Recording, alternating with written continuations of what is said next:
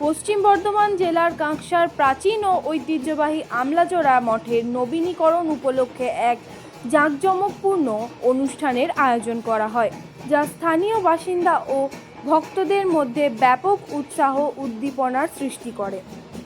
উৎসবের দিনটির সূচনা হয় ভোরের আলোর এক মনোমুগ্ধ প্রভাত ফেরি দিয়ে। মঠ প্রাঙ্গণ থেকে শুরু হয়ে আশেপাশে পরিক্রমা করে এই শোভাযাত্রা। ভক্তদের কণ্ঠে তখন ধ্বনিত হচ্ছিল ভজন, কীর্তন ও শান্তির বাণী।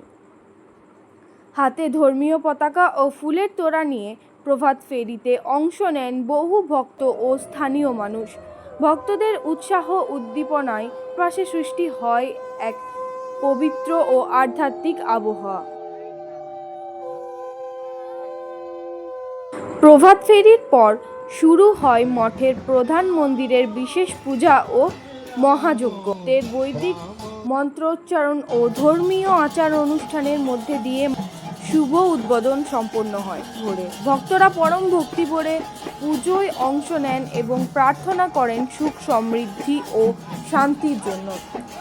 ধর্মীয় আচার অনুষ্ঠানের শেষে উপস্থিত সকল ভক্তদের জন্য মহাভোগ ও প্রসাদ বিতরণের বিশেষ ব্যবস্থা করা হয়। শতাধিক ভক্তের জন্য বিশাল আয়োজন করা হয়, নানা ধরনের সুস্বাদু পরিবেশন করা হয়। মঠের সেবক ও স্বেচ্ছাসেবকরা আন্তরিকভাবে সকল ভক্তদের মধ্যে প্রসাদ বিতরণ করেন। স্থানীয় শিল্পীরা কীর্তন, গান ও ধর্মীয় সঙ্গীত পরিবেশন করেন, যা উপস্থিত সকলকে শান্তির অনুভূতি প্রদান করে। এই নবীনীকরণ উৎসব শুধু একটি মঠের নতুন রূপদানই নয়, বরং এলাকার আধ্যাত্মিক ও সাংস্কৃতিক ঐতিহ্যপূর্ণ ভবিষ্যতেও মঠ ধর্মীয় ও সমাজমূলক কাজে অগ্রণী ভূমিকা পালন করবে।